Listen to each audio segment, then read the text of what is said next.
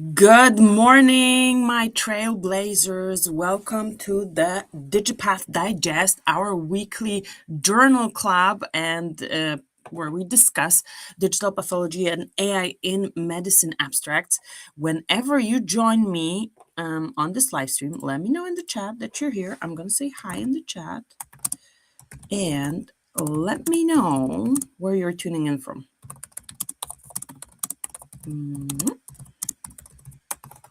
Welcome to the okay. I see you joining. I always love to see that you're here because when I join, it's always there's this little lag, and I'm like, are they gonna come? They come every week. You come. Thank you so much. So it's 6 a.m. in Pennsylvania, and I have my Trailblazer water and coffee. And before we dive into the papers, let me give you a few updates. So the next conference coming up is going to be US Cup or ASCAP. I never figured out how to pronounce it. Actually, I should ask the organization itself how do you pronounce this. Is the United States and Canadian Association of Pathology. Now I have to Google that, or you can let me know in the chat.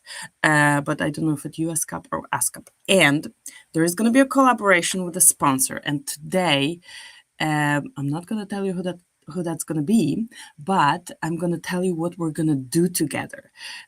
So there is going to be a book giveaway. So or if you already have the book, you can bring it, and I'm going to be signing the book. So if you want the digital copy, let me share the QR code with you. So this book, Digital Pathology 101, this is the book that you need to start or continue your digital pathology journey if you have like an area in a specific expertise. So when I was starting, my specific expertise was image analysis, and I did want to learn about all the other things, about scanners, about whatever we have in this book. Let me tell you what we have. We have the introduction. Obviously, what is digital pathology? If you're brand new, that's going to be for you. We have new trends, challenges, benefits, then image analysis and AI, applications of digital pathology, and the role of whole slide imaging in toxicological pathology, which is my field. This book is going to be there at the booth. We're going to be with our sponsor for US Cup. We're going to be streaming, and we're going to be doing a lot of cool stuff. And I'm going to reveal you who that's going to be and which booth it's going to be next week, or probably in an email before. So if you are not on my email list yet, grab the book through the QR code, and you're going to be on this list, and you're going to know with whom I'm going to be working at US Cup and what else we're going to do, because we may have some beautiful stickers, and the book giveaway is going to be every day, I think. We're ironing out the details. I'll let you know next week. So that then so now the quest is the second edition gonna be ready before US Cup? And you can vote. Is she gonna make it, or is she not gonna make it? She's on chapter 3 out of 5 right now. So half of chapter 3 is already updated. US Cup starts very soon, like in 3 weeks, I think. It's gonna be the 21st, 22nd, 23rd. It's gonna be the week of the 22nd of March. So Monday, Tuesday, Wednesday of that week. Is she gonna make it to update the version? Is she gonna bring the old version or the new version to the booth? And obviously I want to bring the new version, but if I don't, and the old version is super valuable as well, and I'm going to let you know when the new version is available. Let me know where you're tuning in from. I don't see anything in the chat. Say hi. And I know my regulars are here for sure, but they're not saying hi. Come on, guys. Okay. So cheer for me to be ready with the update. That's, like an external deadline pushing against, and I can do it. Cheer me so that I do it. And let's do the first abstract, and then I'm going to give you a few more updates because several of you are already waiting here. So let's not wait any longer. We have a pretty cool paper to start with. Right here. Oh, Maryland. Hello. Greetings to Silver Spring. Silver Spring is super close to me. It's like less than 2 hours. 1 hour? Well, not even 1 hour and a half. So whoever is here live, leave me a comment on whichever platform you're live, and let's go to the papers. And the first one is pretty cool. It's hallucination. It's about radiology, but it doesn't really matter because it's about hallucination filtering in radiology vision language models using discrete semantic entropy. A couple of concepts that we need to explain, but we have this vision language models. That's important. Does this work as well? Yes. Okay. So what is this discrete semantic entropy? They use this method to reject questions likely to generate hallucinations. And they were asking, can this improve the accuracy of black box vision language models in radiologic image-based visual question answering, VQA. So these are like concepts that people are using in this space to check. Let me know where you're tuning in from. I see some comments. Hi, Amina. Fantastic to see you. So they did. Okay, so let's start with discrete semantic entropy. So they evaluated different data sets, de-identified data sets. There's a VQA Med 2019 benchmark. This is 500 images with clinical questions and short text answers, and diagnostic radiology data set. And here they had 60 computer tomography scans, 60 magnetic resonance images, 60 radiographs, and 26 angiograms. And I'm going to put the star here because I want to tell you something else after we review this one about the book that I'm writing, a different one. And they had ground truth corresponding diagnosis, and they evaluated GPT-0, GPT-1, and so this is the important thing. They answered each question 15 times, right? So they had these question data sets and images that they were asking questions about, and they let the model answer it 15 times using a temperature of 1.0. And the temperature is how much variability you allow the model to give you in the answers. If you reduce, and baseline accuracy was determined using low temperature answers, 0.1. So low temperature is when they all cluster together and kind of are the same. So 15 times you would get the same answer. And temperature 1 when you allow variability. And then they grouped responses that had equivalent meaning. And then they recalculated accuracy, excluding questions with DSE over 0.6 or over 0.3.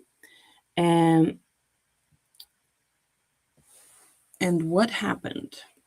So the discrete semantic entropy was like questions that had like this high entropy, and the answers were excluded. And the results across 706 image question pairs, the baseline accuracy was 51.7 for GPT-0 and 54.8 for GPT-4.1. Not that great, right? Accuracy of a little bit over 50%. We would like more than that. But after filtering out high entropy questions, so over 0.3, accuracy on the remaining questions was 76.3 for GPT-0 and 63.8 for GPT-1. So basically when you eliminated the questions that could give you all these different answers, you increase the accuracy, and the accuracy gains were observed across both data sets and largely remained statistically significant. So the conclusion that they are drawing is that discrete semantic entropy enables reliable hallucination detection in black box vision language models by quantifying semantic inconsistency. So can the DSE identify hallucination-prone questions and improve the reliability of black box vision language models in radiologic image-based VQA? So visual question answers. This is like the question, but that's not really what they were looking for, because they did not evaluate the questions a priori. They evaluated the answers. So I had a little bit trouble understanding this and had to dive a little deeper. So what they did, they had a set of questions, and they let the model answer, and then by the how variable the answers were, they could then say, oh, this question, the answer to basically this question, well, they could say that, okay, the answers are too variable, so don't trust the model on this question. But they didn't really check how to reframe the question. They were not checking, okay, can we do better prompting? But they say that integrating the DSE as a black box uncertainty filter enables selective answering and explicit uncertainty display for radiology vision language tools, supporting safer diagnostic use, mitigating hallucinations, and improving clinicians' trust in AI-assisted image interpretation. That is the case. If we're going to see like 15 different answers, one says, oh, pneumonia, the other one says carcinoma, non-small cell lung cancer, and the other says nothing, then you're going to not believe the answer to this question. But like, do you need to look at 15 different answers? That's a little bit of an overkill. But still, they figured out a method how to check if the model is hallucinating, and probably downstream you can then have a specific prompt engineering strategy or question strategy, or a set of questions that are built with this low entropy in mind. So I think this is amazing. Like, this work that people are doing is really cool. Oh, we have guests from Zambia. This is very exotic. I don't think we had guests from Zambia so far. We did have other African representatives, but not from Zambia yet. So another thing that I wanted to give you an update on. After each of these, I'm going to give you a little update, not to bombard you with updates. But so I was like diving a little deeper to understand this abstracts, and there is an option for you to dive deeper as well that does not replace reading the paper, but can help. Let me give you a code for that. These are AI-powered paper summaries that I started posting on the podcast. This is a members-only thing, so this is a paid subscription. But if you're interested in listening to the summaries of all the papers that we're doing in the DigiPath Digest, they're all there from last week. I started doing this last week. I'm going to put all the ones that are available. Some are gated and not available, so it's not always going to be 100%. This is a super affordable subscription. You can check this out, and we're going to be doing this on YouTube as well. But this is AI generated, vetted by me, meaning I listen to all these summaries and I make sure that there's no nonsense. I listen to them also to basically go deeper into the papers. I do not always read the full paper. Sometimes I do. So that's something I created for you as well. And once I have it on YouTube, I'll let you know. And in the meantime, let's proceed to our next paper, which is something we probably all are thinking about, because it is about the education, yes, of future pathologists, education of future healthcare professionals. in the world that is powered by AI in one way or another.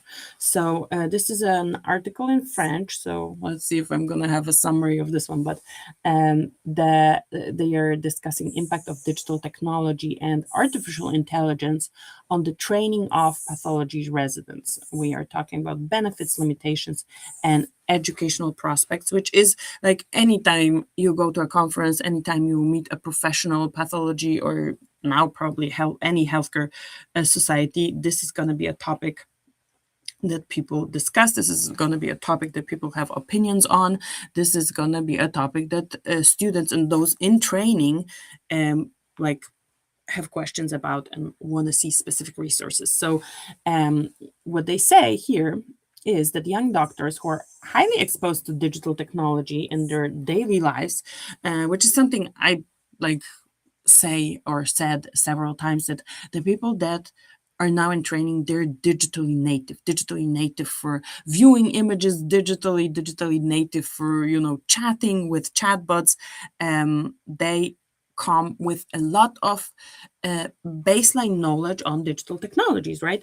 And digital pathology as such provides an interactive and collaborative training medium facilitating learning and knowledge sharing. So this is like, we know digital pathology, we love digital pathology, we trained on digital pathology because Digital Pathology Association has grand rounds on digital images. There are YouTube videos that show histology, pathology on digital images. People know that, right? They already know how to navigate these images, but there is AI. The use of artificial intelligence during residency seems to raise more questions about the balance between benefits and risks in terms of skill acquisition. And that is the case also because this AI definition, AI landscape expands so fast. So when I was writing the book, the like new super cool best thing were convolutional neural networks in image analysis for pathology. Now this is also part of the AI that we're using, but we now, as we've seen in the first abstracts, we have vision language models, we have foundation models, the transformers entered the scene. So it's expanding and a multimodality is entering the scene. So like, how do you learn about it? And, you know, I have courses, I have a concept how this should be taught doesn't mean that this is the only way of acquiring this knowledge.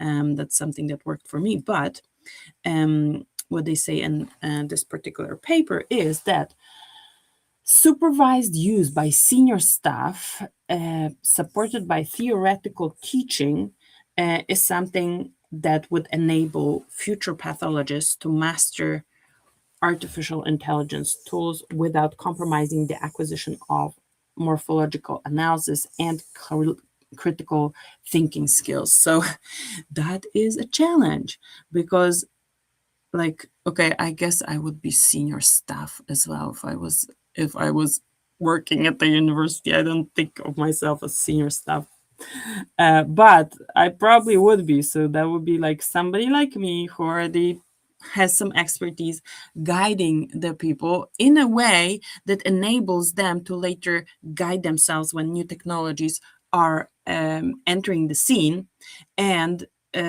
but also trying to figure out how they keep acquiring the morphological analysis skills that a pathologist needs and also critical thinking. And there have been publications showing us that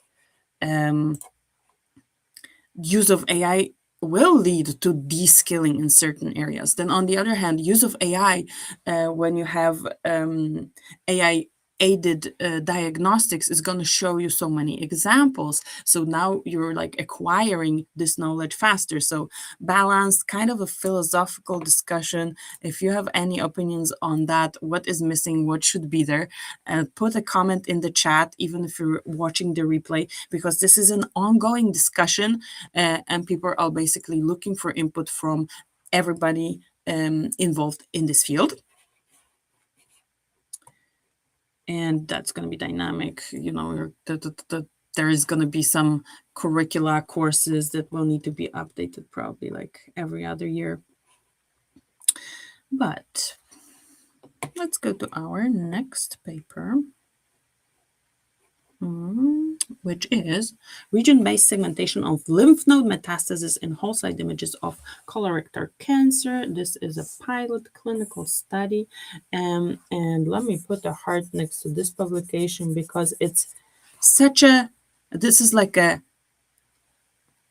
no-brainer, low-hanging fruit use of digital pathology, AI implementation that can basically improve any diagnostic workflow where you need to evaluate lymph node metastasis. And there was, so you probably have heard about the chameleon challenges in 2016 and 17. There was this image in the computer vision medical space. They organized these competitions for different computer scientists, different companies, to do something on medical images. And one of these competitions was the chameleon challenge, where the epithelial cells as chameleons are hiding in lymph nodes, and then you need to detect them because that means that defines, okay, is there a lymph node metastasis or not?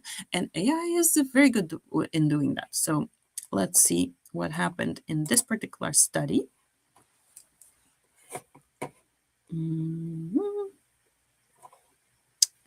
It's I love this abstract because it's so straightforward. Like, we did this. This study presents a two-stage computer vision model designed to detect colorectal cancer metastasis in whole slide images of lymph nodes. Like, I love the study design. And the methods, it was a classification and segmentation pipeline optimized for both accuracy and efficiency. The model was trained on 108 whole slide images and evaluated on 554 whole slide images collected from 2 institutions. And we also had 2 scanners, like Aperio AT2 and Hamamatsu Nanozoomer S360. So we have different institutions, we have different scanners. So we're trying to account for the domain shift. So basically variability stemming from different places, like an institution or like a scanner. So like, really nice. And the classification model achieved recall of 1 and a specificity of 0.935, like super high, while the segmentation model reported a dice coefficient of 0.818. Like, this is also super high. And pathologists appreciated the model precision in distinguishing solitary cancer cells from histiocytes, reducing the need for peer consultation. So histiocytes, which are the tissue macrophages, they may often look similar to epithelial cells. And there's this question, okay, is this a metastasis? Is this an epithelial cell or not? And AI was pretty good in distinguishing this. And then the pathologists didn't need to consult that much. They still could, and they think it's a valuable second opinion, enhancing diagnostic confidence. So super straightforward use. And what they conclude is that AI can streamline workflows, improve diagnostic accuracy, and support personalized treatment planning. And this integration of AI into pathology workflows can redefine diagnostic standards while maintaining the critical role of pathologists. And we talked about it last week. If you have not seen the live stream or not listened to the podcast last week, we had a publication about what do patients think about the use of AI in medicine, in pathology in Europe. And they said, if a doctor looks at it and if it's validated, then it's fine. Like, if it makes the diagnosis faster, better, more reliable, leads to a more personalized treatment, it's okay. Use AI, but have the pathologist, have the doctor in the loop. So that was a critical message that they gave in this other publication. And we want to keep it that way. I want to keep it that way. Let me know your thoughts. Let me know if you have any questions. And let's see what else we have today. These references are super long. Okay, this is an interesting one. Automated non-invasive burn diagnostic system for healthcare using artificial intelligence. And I love the acronym AMBUSH. AMBUSH. Where does this come from? AMBUSH AI. Automated non-invasive burn diagnostic. I don't know. Let me know in the comments if you see like how this ambush acronym stems from this title. Maybe I'm just missing something very obvious. And I have a few longer comments that I'm going to show after we look at this one. I like this one for a couple of reasons. So first of all, this is a combination of modalities. That's one of the things that I like. So they wanted to develop technology to predict burn wound depth using a combination of an FDA-approved ultrasound modalities and interpretation of these images using artificial intelligence. So we have imaging, we have ultrasound with FDA cleared devices, approved modalities, and then we have AI using these images, but not only these images. So how does this usually work? So physical examination by burn surgeon is the diagnostic gold standard to determine the need for burn surgery. And the problem that they have is distinguishing between deep, partial, and third-degree burns to determine the need for surgery. So this is like their problem and the ultimate diagnostic challenge. And the accuracy for this process is 76% for burn experts and 50% for non-experts. So I don't know how many burn experts we have in this field, but usually you have less experts than non-experts in any discipline. So if non-experts are looking at it at 50%, it's 50% accuracy. So let's see if AI can do better. Spoiler alert, it can. But another thing that I like about this paper is, and they worked with a pig burn model first. And I'm a veterinary pathologist, and veterinary pathologists are very much translational scientists. So I see this translational aspect of research here. They had a pig burn model. They had 12 pigs. This was used to develop the initial AI framework. So here we have like how veterinary pathology, veterinary medicine supports something that later can be used in patient treatment. And I got this question, and I was recently interviewed for The Pathologist. This is a publication that supports pathology and pathology laboratories. I was speaking at a conference in London, Digital Pathology and AI Conference by Global Engage, and they asked me this question, like, how can veterinary pathology support anything that later happens with patients? And there are like multiple aspects of that, but this translational aspect is one of these things. So you had an animal model of a human disease, you developed an initial framework, and then it was subsequently tested in non-randomized prospective study of thermal burn human subjects, and there were 30 subjects in the study. And they used images from tissue Doppler elastography imaging, TDI, to measure tissue stiffness, and then harmonic B-mode ultrasound to identify anatomic landmarks. And also digital photographs were collected, and not only this, biopsies were obtained from 5 subjects, so not all of them. These subjects who went to OR for debridement, and this was ground truth for AI image interpretation. So when you look at the numbers here, they're not that high, but then the results show that the AI algorithm identified third-degree burns in pigs with 100% accuracy. Obviously, we only have 12 pigs, so, you know, if we had bigger number, maybe we would not have 100% accuracy. But it's still pretty high. Well, the highest. It cannot go higher than that. And then the AI method achieved a 90%, 95% accuracy in identifying third-degree burns in humans. So, conclusion: these results indicate that the strategy to use AI interpretation of B-mode ultrasound and TDI images to increase diagnostic accuracy in predicting burn depth is feasible. And how cool would it be to give this tool to the non-experts that are trying to do their best job to increase their accuracy, and also have a human in the loop, like we are always saying that that this is what we want, right? Let me see. I think this is the last one for today. No, we have something. Yeah, we have here like something that introduces doubts. Benchmarking large language models based agent systems for clinical decision tasks. But in the meantime, first, thank you so much, Sean, for the for the explaining of ambush.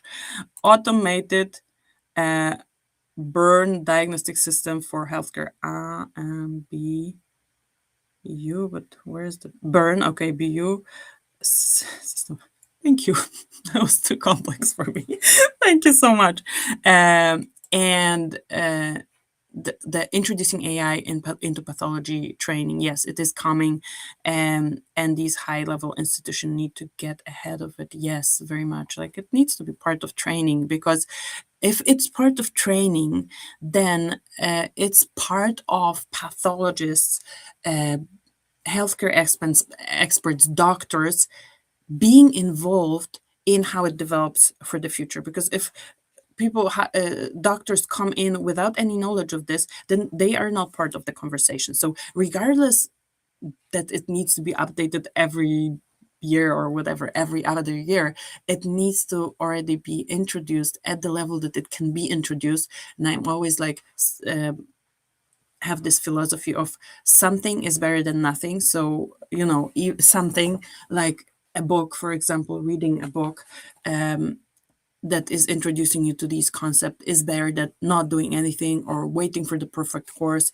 And by the way, who does not have the book, just get the PDF for free through this link that I'm showing you right now on the screen. If you don't have the book yet, get it, because this can be your first step, and then you decide whatever is going to be your next step, which resource are you going to use as the next one, right? And we have some, and there are others, so you choose once you start.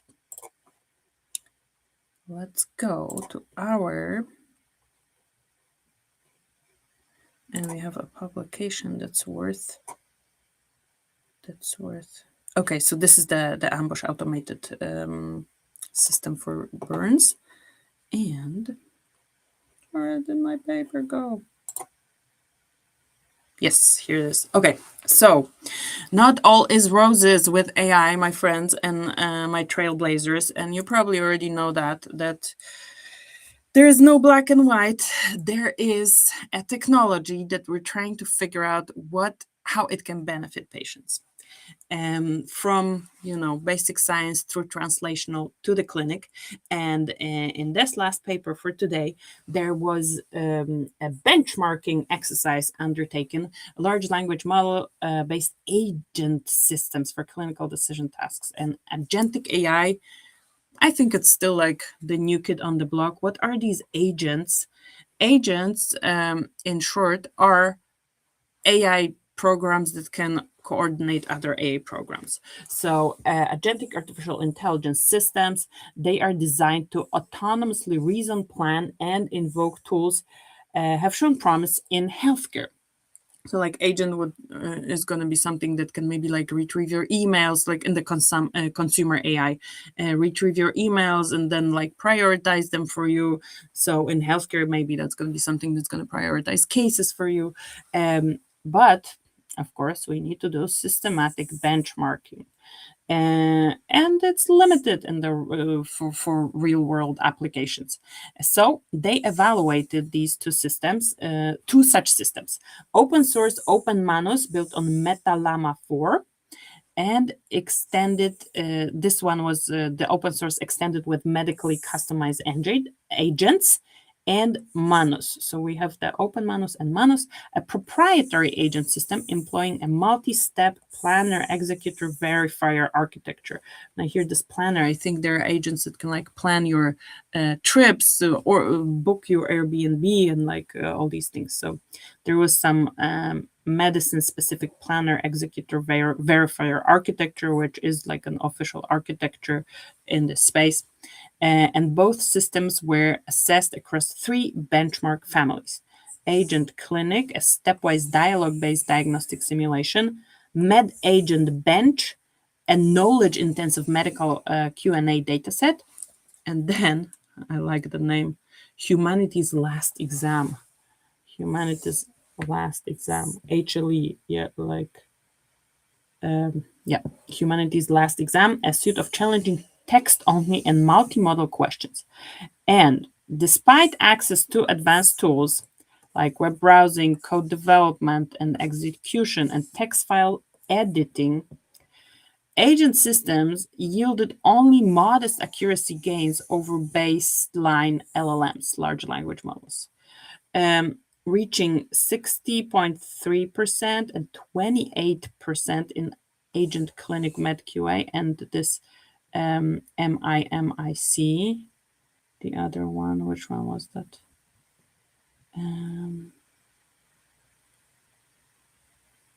Here, Med Agent benchmark, and 30% on Med Agent benchmark, and 8.6% on the Humanities Last Exam. So I guess AI is not going to be taking our last exam, but like, can you, like, how low is that? Very low.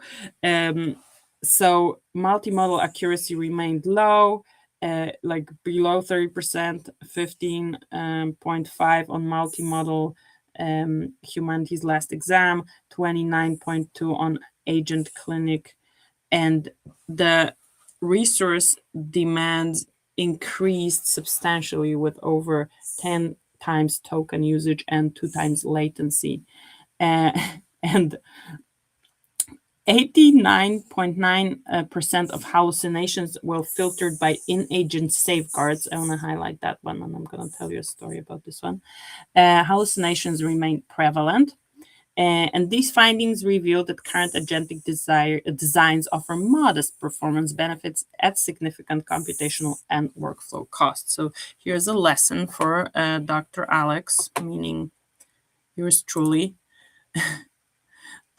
so I always get super excited about these new technologies, and when I learned about agentic AI, I'm like, oh my goodness, now you don't have to do all this like mundane things of opening windows, looking through databases, all this stuff. Like, let's just replace everything with agents. But in this decade in digital pathology, I already learned that I need to keep my own enthusiasm in check. Because this already started when deep learning entered the scene, and I thought, oh, like the classical computer vision is you can throw it into the garbage. Please don't. So I already know myself. The safeguards, I wanted to tell you about the safeguards. There's a story about that. So these safeguards were built into this agentic system. So this was something that was mentioned at the NCCN AI in Cancer Care Summit last year, that these tools need to have safeguards. And these are basically like guardrails, rules that whatever the answer of this model, or whatever the behavior of the model is, if it's outside of these guardrails, it's filtered out. It's not going to be used as an answer to anything, or it's not going to be used for decisions. So that's like, it has to be a built-in feature of the AI tools that we're using for medicine. For example, when I use these tools for content creation or anything I'm writing, paper writing, where you always now have to disclose that you used AI, and I use a lot of it. But basically, you can start with, hey, this is what I'm writing, this is what you are allowed to do, this is what you're not allowed to do, you're not allowed to invent, you're not allowed to go outside those of verified web sources, you always need to cite, and things like that. So you can build this into your AI use as well. But yeah, agents are not there yet. Let's start working on better agents. So the technology, the capabilities are there, but there is a little bit of a gap between the technology and the practice. Let me see if I have any more updates for you. Oh, yes. I wanted to tell you about a conversation I had recently with Michelle Mitchell, a patient advocate. She was also speaking at PathVisions last year. PathVisions is the annual conference of the Digital Pathology Association, and last year's was very much focused on patients. And I'm writing this book. It's available for pre-sale, and I want to share a post with you. I'm like softly starting to announce it. It's not like yet in full blow, but let me share a post I posted on LinkedIn. Okay, here. You got the report, but did anyone show you the images? So she was a breast cancer patient and then was involved in cancer care and patient care of different patients. And she like knew a lot about the treatment. She went through treatment. She already was involved in patient advocacy, and 11 years or 12 years, and I'm going to invite her to the podcast after her diagnosis, after like being done with the treatment. She saw her pathology images. She saw the slides, even though like she already like had the knowledge, had the report, explained the report to herself. She says that looking at the images and realizing like what was happening in her tissue was the what very powerful stimulus to basically change her life. She lost weight. She like started taking care of her health in a totally different way, even though it was already 11 or 12, like over a decade after she was diagnosed, after treatment. And seeing these images gave her a different level of understanding. So this is what this book is going to be about. It's going to be about how to get access to your images and how to talk to your pathologist, how to develop a relationship and this conversation about what's happening in your body with your pathologist, with the images. And something else that I wanted to show you, because we have a discussion on LinkedIn about it. And obviously one of the points is like, oh, well, this is a specialized imaging. You're not gonna, patients may not understand it, giving them the report, which is already the case. Like you are entitled, and it's a mandate to give your pathology report in the patient portal, even before often you talk to your clinician. But there's always this hesitancy. These are specialized images, like when you break a wrist, which I had the honor of breaking some time ago. You look at the X-ray and you see, you see the break. It's intuitive, but pathology image is not intuitive. Well, nor is a magnetic resonance image or any of these ultrasound images that are not so intuitive. And yet we get our radiology images or access to these images. So we have the right to also see our pathology images, and this is what this book is going to be about. So if you're interested, follow on social media and check what the development. Obviously, before you escape, we are focusing on this book, Digital Pathology One-on-One. All you need to know to start and continue your digital pathology journey. One last time, I'm going to give you the code to scan it if you have not yet. The PDF of this book is free, and at USCAP, there is going to be an option to get There's going to be a limited number of copies that you can basically get. There's going to be a book giveaway. If you already have the book, I'm going to be there. I'm going to be signing the books. And if you are planning on going to USCAP, just send me a message wherever. Leave me a comment under this live stream. Send me a message on LinkedIn, mostly on LinkedIn, or send me an email if you're on my email list. And I would love to see you there. I would love to say hi in person. And I hope to see many of you there. And I talk to you